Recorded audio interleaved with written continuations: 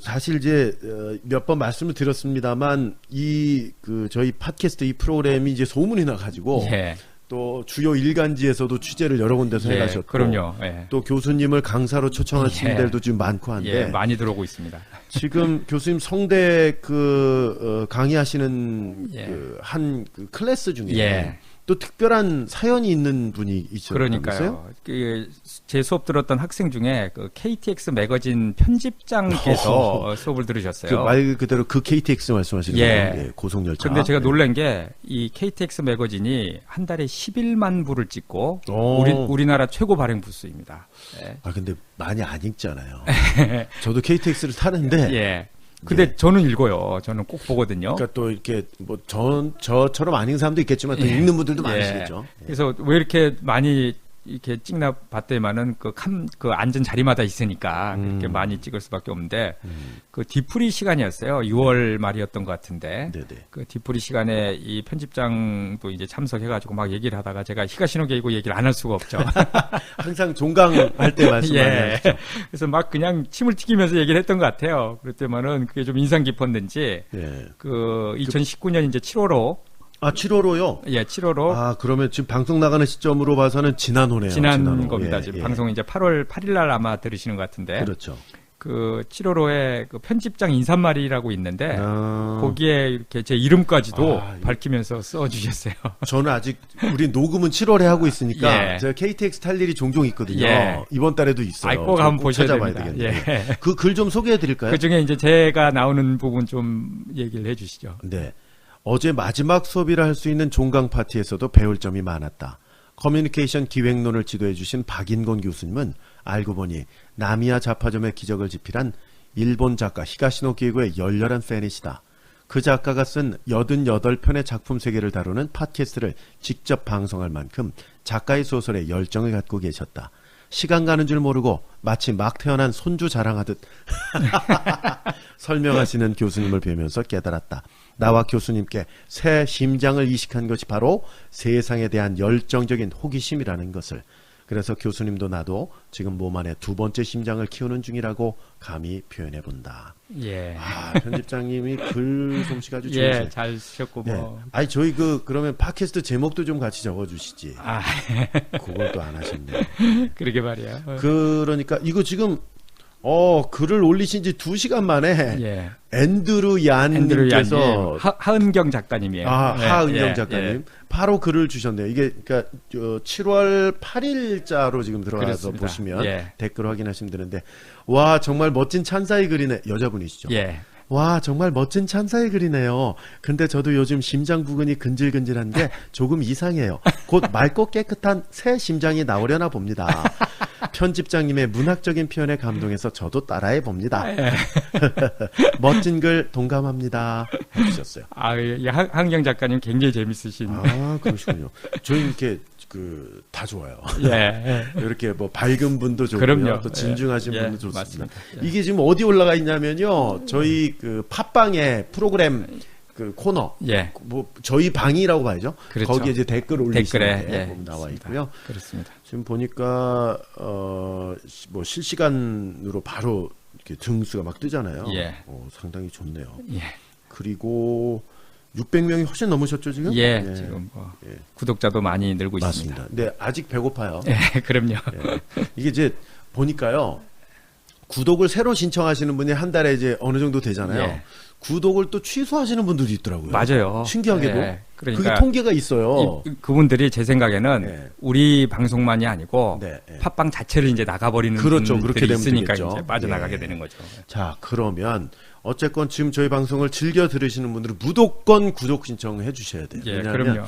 저는 전혀 신경 안 쓰거든요. 들으시기만 하면 된다 하는데 박인권 교수님 거기 목매신단 말이에요. 그럼요. 구독자가 몇 명이다, 몇 명 늘었다 여기에 전 신경 쓰시니까 10분마다 제가 들어가 보니까 10분마다는 아니신 것 같고요. 참 이 말씀도 좀 하나 드려야 돼. 하은경 작가님 말씀 나온 김에 저희 정기 후원을 해주셨어요. 이건 처음입니다. 아, 정기후원. 정기후원이라는 게 있대요. 저희는 있는지도 몰랐는데. 저희는 몰라요. 네, 그런 게 있군요. 예, 아주 감사드립니다. 정말로. 네. 예. 사실 뭐 초창기부터 들으신 분들은 다 아시겠지만 정주행하신 분들은 아시겠지만 저희가 완전 좋아서 만드는 거거든요. 이런 한 푼 들어온 게 없습니다. 이런 한 푼 들어오는 게 없어요. 근데 이렇게 또 따뜻한 마음을 보내주시면 저희가 더 이제 힘이 나겠죠. 예. 네. 자, 오늘 작품 지난주에 소개를 해주셨는데 십자저택의 피에로라는 책입니다. 예, 그렇습니다. 이 작품은 아주 작가의 초기 작품이에요. 네. 그러니까 9번째 작품이니까 정말 초기 작품이고 그 초기 작품이 이제 대부분 그렇듯이 본격물이라 그러죠. 어떤 뭐 살인 사건이 일어나고 범인을 잡기 위해 뭐 수수께끼를 풀어가는 방식, 이제 정통 추리 소설인데 이게 그 한정된 공간 십자저택에서만 벌어집니다. 밀실인가요? 밀실도 아니에요.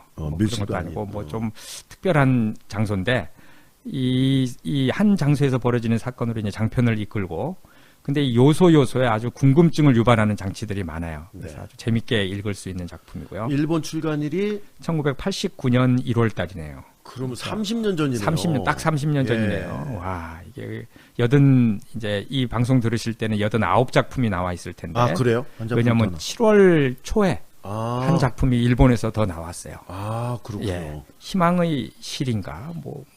끈인가 나온 걸 확인하시고 방송하시는 거죠? 예, 나왔습니다. 그럼 89건이라 봐야죠. 예, 89건 중에 지금 9번째 작품이니까 네. 굉장히 초기 작품이고요. 네. 이게 그 특별한 해인데 89년이 이 작품이 나온 해인 89년이 왜냐면은 5권이나 출간이 됐어요. 한 해요? 일본에서. 예. 아니 그러면 2달에 한 권씩? 그러니까요. 이럴 수가 있나요? 그러니까 이때 그 89년과 2달에 한 권 읽기도 힘들다니까요. 웬만한 사람은. 그러니까요. 그거를 이제 쓰는 분이 있다니 참 이게 믿기지가 않아요. 이게 정말. 보통 뭐 수필이나 이런 게 아니잖아요. 아니잖아요. 이게 진짜 플롯도 그러니까 복잡하고 호수라면 안 되고. 그럼요. 그런데 정말 1년에 엄청나고요. 세상에. 5건 나온 해가 2해가 있는데 제일 많이 나온 해인데요. 예. 89년도하고 96년에도 5건이 나왔어요. 평균 2-3권은 나오죠. 엄청나죠. 대단합니다. 예, 이게 정말로. 우리 출간일은 언제입니까? 예, 2014년 8월에 나왔습니다. 번역자는 그 유명한 예, 김난주 김난주 선생님이시고요. 선생님이었고요. 요게 이제 380여 쪽 정도 되네요. 예. 그렇습니다. 자, 이 십자저택의 피에로는 일반편, 지금 들으시는 게 일반편이에요. 예. 그리고 이후에 두 편. 추가로 2편 더. 예. 그거는 스포일러 버전으로 함께 하겠습니다. 그렇습니다. 자, 2, 3회차 스포일러 버전 방송에서 더 자세히 말씀해 주시겠습니다만 간단하게라도 줄거리를 좀 소개를 해 주시죠. 다케미야 산업의 소유주인 다케미야 일가의 저택은 동서 남북으로 뻗은 십자가 모양이라 동네에서 십자저택으로 불립니다. 어느 날 이 저택에서 창업자 다케미야 고이치로의 맏딸이자 후계자인 요리코가 2층 발코니에서 떨어져 자살하는 사건이 일어나요. 요리코의 딸 가오리를 비롯한 온 가족이 슬픔에 잠긴 가운데 시간이 흘러 그녀의 49제 날 온통 검은 옷차림의 낯선 남자 하나가 찾아와 자신을 인형을 만드는 사람이라고 소개하며 이 저택에서 피에로 인형을 구입하지 않았는지 묻습니다. 그리고 그 인형의 이름이 비극의 피에로이며 인형을 소유한 사람에게는 반드시 불행한 일이 일어난다고 얘기를 해요. 자살한 요리코의 엄마 시즈카는 요리코가 자살할 당시 2층 복도에 피에로 인형이 내팽개쳐져 있던 것과 자신이 그것을 지하 오디오룸에 치워둔 사실을 기억해내요. 그리고 다음날 두 사람이 지하 오디오룸에서 피살된 시체로 발견이 됩니다. 그렇군요. 예, 이런 아주 흥미진진한 그러게 말이죠. 이야기가 있습니다. 아니 제가 지난 시간에 요거 안 읽은 것 같다고 말씀드렸는데 요 줄거리를 들으니까 읽었네요. 읽으셨죠? 안 읽었을 리가 없죠, 그죠? 예. 그럼요. 읽으셨다고 제가 얘기를 들은 것 같아요. 네, 근데 생각이 안 나서 그렇지. 예, 맞습니다. 이 소설에서 사용하는 장치 중에 피에로 인형의 시각에서 사건 현장을 관찰하는 것이 매우 독특하죠. 예, 아주 흥미로운 장치인데요. 이게 일반적으로 소설이라는 것이 이제 등장 인물들의 시각 혹은 뭐 전지적 작가 시각에서 이제 진행이 되는데 예를 들어서 이제 추리 소설이라면 뭐 경찰의 시각, 피해자의 시각, 범인의 시각 혹은 뭐 제3자의 시각 등으로 이루어지는데요. 하지만 이 작품에서는 피에로 인형이라는 사람이 아닌 사물의 시각이 등장해서 그렇죠. 아주 재미있게 그 장치를 꾸몄습니다. 이 피에로 인형이 사건 현장에 있게 돼요. 그리고 살인이 벌어지는 것을 목격하게 됩니다. 그런데 그것을 이제 그 피에로 인형의 시각으로 이 기술을 하게 되는 건데요. 근데 범인의 이름을 밝히지는 않아요. 그냥 사건 현장을 묘사만 합니다. 그런데 이 부분이 아주 상당히 재미있고 궁금증을 유발해요. 네. 그리고 또 피에로 인형이라는 특이한 장치에 대해서 이 책의 해설을 맡은 다카하시 가스이코라는 작가는 이렇게 이제 칭찬을 하는데 이 해설이 있어요. 해설이 그렇구나. 있는데 이걸 또 번역을 해놨더라고요. 그래서 참 우리가 잘 이제 볼 수 있습니다. 십자저택의 피에로는 연속 살인 사건의 중심에 피에로를 배치해 등장인물과는 다른 시각에서 사건을 바라보게 합니다.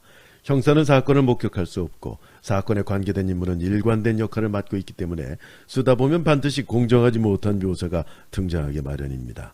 처음에는 그저 소독으로밖에 여겨지지 않습니다. 그런데 계속 읽어나가면서 피에로가 사건 자체를 해명하는 큰 역할을 맡은 존재라는 것을 알게 됩니다. 그리고 대단원에 이르러 독자는 피에로가 목격한 상황에 모든 힌트가 숨겨져 있다는 사실을 압니다. 피에로는 목격자인 동시에 형사며 게다가 거짓말을 하지 않고서도 독자의 오독을 유도하는 소도구 역할까지 맡고 있는 겁니다. 그런데다가 존재 그 자체가 사건의 불길함을 부채질합니다. 다시 한번 읽어보고 나서 나는 정말 완성도가 높은 미스터리라고 감탄했습니다. 그래서 히가시노 게이고가 몇 살인지 궁금해진 겁니다. 해설에서 이제 이렇게 얘기를 해놓고 네. 피에로의 어떤 그 역할에 대해서 굉장히 날카롭게 분석을 잘 해놓으셨어요. 그렇군요. 지금 소개를 막 해드렸는데 이 소설의 해설을 쓴 다카하시 가스이코 이분이 아주 유명한 작가라면서요? 아주 유명한 작가분이십니다. 정말로 그 1983년에 사락 살인 사건으로 에드거 람포상을 타고요. 그 85년도에 그러니까 2년 있다가 히가시노 게이고는 방과후로 이제 에드거 람포상을 타는데 2년을 먼저 타신 거죠. 나이는 이제 11살이 더 많으신데 그리고 1992년에 붉은 기억으로 나오키상을 이제 수상하게 되는데 이 나오키상은 뭐 대중문학 그 소설가들이 타고 싶어하는 가장 큰 이제 상이 되겠죠. 그리고 이거는 그 히가시노 게이고도 똑같죠. 예, 그 용의자 X의 헌신으로 이제 나오키상을 타게 되죠. 근데 우리나라에 이분의 그 작품이 2권이 번역이 되어 있는데 이게 참 아쉬운데 단편집 2권밖에 번역이 안 되어 있어요. 근데 이 2권 붉은 기억이라는 것과 전생의 기억이라는 건데 둘 다 절판이 되어 버렸고 이거를 구해서 읽으실 수 있는 분들은 꼭 읽어보시기 바랍니다. 네. 정말로 재밌습니다. 정말로. 붉은 기억, 전생의 기억. 이게 7편, 8편? 예. 그래서 제가 단편이니까. 단편. 예. 예. 그래서 제가 각각의 권에서 그 하나 이야기를 하나 갖고 왔어요. 단편을. 전생의 기억에 있는 전생의 기억이라는 단편인데 네. 이 내용이 이런 겁니다. 어머니의 사업을 물려받고 나서부터 알 수 없는 두통으로 고통받고 있던 중에 친구의 권유로 최면 치료를 받게 됩니다. 최면 치료를 하며 어린 시절로 거슬러 올라가다가 자신의 전생의 기억을 떠올리게 되어 그 기억 속의 장소로 떠나게 되는데 아주 오래전에 벌어졌던 충격적인 사건과 마주하게 됩니다. 이게 전생의 이야기예요? 예, 전생의 이야기, 뭐 이제 기억, 옛날 뭐 이런 것들을 가지고 아주 재밌게 썼는데요. 네.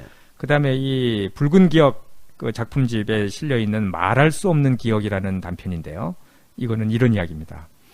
어린 시절의 놀이에 대한 강연회를 하던 중에 고향 친구들을 만나게 되는데 그 자리에 반갑지 않은 손님이 찾아와요. 그는 큰 비가 내리던 날 의문의 죽음을 당한 노리꼬의 오빠예요. 그가 나에게 노리꼬가 죽던 날 함께 있지 않았냐고 추궁을 하고 그러던 중에 숙모와 사촌형에 얽힌 비밀이 서서히 떠오르게 됩니다. 그렇군요. 그러니까 이 작품들은 대부분 이제 과거의 이야기들이 숨겨져 있던 어떤 정말 엄청난 이야기들이 막 밝혀지는 내용들이 많거든요. 네. 이게 상당히 그 궁금하고 흥미진진한 이야기들이 많은 아주 좋은 그 작품집들이에요. 그러면 우리가 뭐 타이틀은 더 히가시노 게이고입니다만 특집으로 예. 다카하시 가스이코의 작품들도 이거 한번 좀 다루시는 것도 요 단편은 재밌을 너무나 것 같죠. 재밌어서 네. 해봐도 좋을 것 같아요. 그렇군요. 이 책에 대한 이 해설 금방 이제 다카시 가스이코 네. 그 작가께서 그분 이제 해설을 쓰신 거죠. 예, 거의 이 좋은 십자저택의 장면이 피해로에 있습니다. 대해서. 예. 또 있어요? 예, 이거 또 제가 있습니다. 해야 되는 예, 겁니까? 예. 히가시노 게이고는 대체 몇 살일까? 문득 궁금해졌다. 에드가 람포상을 수상한 방과 후에 생년월일이 적혀있어 확인해봤다. 1958년생. 그렇다면 나보다 11살이나 아래다. 올해 나이 34살에 불과하다는 얘기다. 이건 그 당시니까요. 그 당시니까요. 예. 허걱, 이렇게 젊은 사람이었어? 괜히 짜증이 났다. 이 많은 소설을 이렇게 젊은 나이에 썼다니. 여기서 인정하고 싶진 않지만 뛰어난 재능이라고밖에 할 말이 없다. 에드가 람포상을 탄 후의 행보도 만만치 않다. 불과 6년 만에 그는 엄청난 작가가 된 거다. 내가 아는 한 이런 작가는 많지 않다. 나이를 고려하면 히가시노 게이고 딱 한 사람뿐이라고 해도 과언이 아닐 것이다. 히가시노 게이고의 작품들을 읽다 보면 압도당하고 질투심이 부글부글 끓어오른다. 소설을 쓰다가 막힐 때는 더욱 그렇다. 자신감을 상실할 수도 있다. 그런데도 신가는 속속 날아온다. 이번에는 또 어떤 테마로 썼을지 궁금해진다. 언제나 기존의 미스터리를 능가하는 장치를 도입해서 독자를 즐겁게 해준다. 예, 아주 극찬을. 극찬이고요. 이게 지금 예. 그 뭐 에도가 람포상 후에 6년 만에 이렇게 됐다 예, 그러셨는데 예. 이분이 뭐 이렇게 생각했던 대로 예. 지금까지 쭉 성장을 해오신 것 같아요. 맞아요. 89권의 예, 작가가 엄청나니까요. 되셨으니까요. 예, 맞습니다. 그런데 그 다카시 가스이코 작가는 이 히가시노 게이고의 작품들이 가진 장점들이 그 미국의 추리소설 작가인 엘러리 퀸의 작품 스타일과 비슷하다고 좀 얘기를 했어요. 엘러리 퀸은 정말 엄청난 그 두 분인데 이 1930년대부터 30년대부터 시작해서 40년 동안이나 이 활약한 미국의 추리소설 작가고요. 한 사람이 아니고 두 사람의 사촌 형과 동생이 함께 집필한 사이인데요. 너무나도 이게 유명하고 그 1983년부터는 엘러리 퀸 상을 수여하기도 했고요. 그 20세기 미스터리를 대표하는 거장이고요. 작가 활동 외에도 아주 그 활동이 많았어요. 미스터리 연구도 했고 장서가이기도 하고 잡지 발행도 했고 뭐 이렇게 엄청난 일을 했는데 그 엘러리 퀸은 그의 작품 속에 등장하는 이제 탐정의 이름이기도 하고요. 아주 셜록 홈즈와 명상을 나란히 하는 금세기 최고의 명탐정이라는 이제 뭐 칭송을 받을 정도로 사실 교수님이 그 셜록 홈즈의 또 애호가시기도 한데 예. 엘러리 퀸도 원래 좋아하세요? 좋아합니다. 책도 다 갖고 있고요. 다 갖고 계세요? 예, 저 좀 빌려주세요. 한국에 출간된 재밌고요. 얼레리가 얼레리 퀸. 엘러리구나. 얼레리 그러니까 얼레리 꼴레리가 생각. 엘러리 퀸입니다. 예. 이 그 Y의 비극이 유명한데 네. 1932년도 작품인데요. 세계 3대 미스터리로 불릴 만큼 높은 평가를 받고 있는 작품이고요. 이 작가 이 다카시 가스이코가 어떤 면에서 히가시노 게이고가 이제 엘러리 퀸과 좀 작품이 닮았는가를 이렇게 좀 얘기를 했는데 뭐 100% 동의하지는 않지만 아주 눈여겨 볼 만합니다. 이것도 좀 소개를 한번 해주시죠. 네. 엘러리 퀸의 방식과 히가시노 게이고의 방식은 공통점이 있다. 몇 번이나 만났어도 물어본 적은 없지만 그 역시 퀸의 애독자가 아닐까? 퀸의 작품과 비슷한 점은 밝음과 투명한 외에 한 가지가 더 있다. 옆길로 새지 않고 사건의 핵심을 향해 곧장 치닫는다는 점이다. 수수께끼 풀이를 메인으로 하는 본격물의 결점은 많지 않은 등장인물 모두에게 동기를 부여해 이상한 행동을 하게 하는 것이다. 그래서 필연적으로 새길로 빠지는 경우가 많다. 해결되고 나면 대부분의 행동과 말이 무의미했다는 것을 알게 된다. 군더더기를 없애면 3분의 1 정도의 분량으로 충분히 완성할 수 있는 작품일 때도 있다. 십자저택의 피에로를 다 읽은 독자라면 범인을 알고서 다시 읽어보면 더욱 분명해진다. 모든 인물은 불필요한 언행을 하지 않는다. 완벽한 구축이라 할 수 있다. 이렇게 빈틈이 없으면 무미건조한 작품이 될 수도 있는데 그런 인상을 받지 않는 것은 역시 인물이 면밀하게 그려져 있기 때문일 것이다. 예. 아주 뭐 극찬을 극찬이고 굉장히 그 날카롭게 또 분석을 잘 하신 것 같고요. 근데 이제 재밌는 에피소드가 하나 있는데 네. 그 앞에서도 그 말씀드렸던 이 앤드루 얀님, 하은경 작가님인데 그 방송 댓글에 6월 20일에 그 잠자는 숲 방송을 이제 듣고 나서 네. 그 히가시노 게이고에 대해서 얘기를 해놨는데 그 작품에 대해서도 뭐라고 해놓으셨냐면은 엘러리 퀸의 영향을 받은 것이 아닌가 생각한다는 댓글을 달아주셨어요. 잠자는 숲 방송을 듣고 나서. 왜 그러냐면은 잠자는 숲에 나오는 살인 방법이 그 니코틴 중독인데 이 그 니코틴 중독으로 살인하는 방식이 엘러리 퀸의 X의 비극에도 똑같이 나온다고 얘기를 해주시고 그 아주 이 엘러리 퀸 말씀을 해주셔가지고 상당히 이제 깜짝 놀랄 정도로 제가 그 댓글을 좀 봤고요. 근데 이 니코틴 중독으로 살해하는 방식은 사실은 뭐 여러 그 추리 소설에서 나오는 방식이긴 합니다. 네, 많이 쓰이는. 예. 독자 서평 가면 시간이 다 됐는데 독자 서평 짧게 소개해 드릴게요. 1막에서 끝나지 않을 것이라는 것은 알았는데 정말 2막, 3막까지 가네요. 예. 장편임에도 4시간 만에 줄줄줄 읽어 내려갔던 것 같다. 이런 경험은 뭐 누구나 다 그럼요. 있죠. 히가시노 게이고를 읽으신 예. 분들이라면. 히가시노 게이고의 책들을 막 사들이고 있어요. 재밌거든요. 예. 이거 우리 저 애청자 아니신가 싶은데. 예, 솔직히 히가시노 게이고는 읽고 싶지 않은 작가다. 읽다 보면 압도당하고 질투심이 부글부글 끓어오른다. 예. 이거는 다카시 가스히코. 그분이 해준 말씀입니다. 자, 교수님 끝으로 십자저택의 피해로 총평 부탁드립니다. 십자저택의 피해로는 살인사건의 범인을 잡는 정통 본격 추리소설입니다. 그렇지만 독립된 저택에서 벌어지는 조금은 기괴하고 궁금증을 유발하는 사건들로 인하여 독자들은 몰입해서 읽을 수밖에 없어요. 또한 피에로 인용의 시각에서 사건을 관찰한다는 독특한 장치로 인하여 더욱 재미를 줍니다. 범인 잡는 본격물을 좋아하는 독자들에게는 아주 큰 재미를 줄 작품이라고 평가합니다. 네.